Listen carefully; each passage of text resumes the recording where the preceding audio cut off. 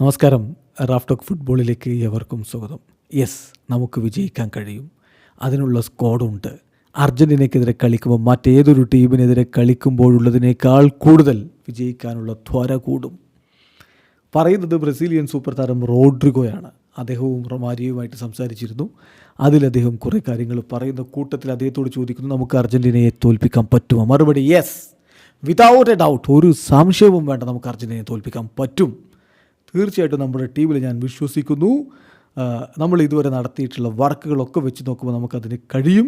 ശരിയാണ്, ചെറിയ ചില മിസ്സിങ്ങുകൾ നമുക്കുണ്ട്, ചില ലെക്കും നമുക്ക് അനുകൂലമല്ലാതെ വരാറുണ്ട്. പക്ഷേ ടീമിൻ്റെ ക്വാളിറ്റി, പ്ലെയേഴ്സിൻ്റെ ക്വാളിറ്റി അത് വളരെ വലുതാണ്. ഞങ്ങൾ ഒന്ന് ക്ലിക്കായി കഴിഞ്ഞാൽ പിന്നെ വലിയ നേട്ടങ്ങൾ നമുക്ക് അച്ചീവ് ചെയ്യാൻ ഒരു ബുദ്ധിമുട്ടും ഉണ്ടാവില്ല.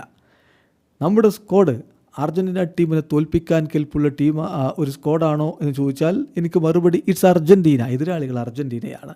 അപ്പോൾ അവിടുത്തെ ഹിസ്റ്ററി, അതുപോലെ മറ്റു കാര്യങ്ങൾ, അവരുമായിട്ടുള്ള ഏറ്റുമുട്ടിയതിൻ്റെ കണക്കുകളൊക്കെ വെച്ച് നോക്കുമ്പോൾ, ഏറ്റവും ഒടുവിൽ നടന്ന കളിയുമൊക്കെ പരിഗണിക്കുമ്പോൾ ഒരു മികച്ച പോരാട്ടം നമ്മൾ പ്രതീക്ഷിക്കണം. എല്ലായ്പ്പോഴും നമ്മുടെ ബിഗ്ഗസ്റ്റ് റൈവൽസാണ് അർജൻറ്റീന എന്നത് നമ്മുടെ മനസ്സിലുണ്ട്.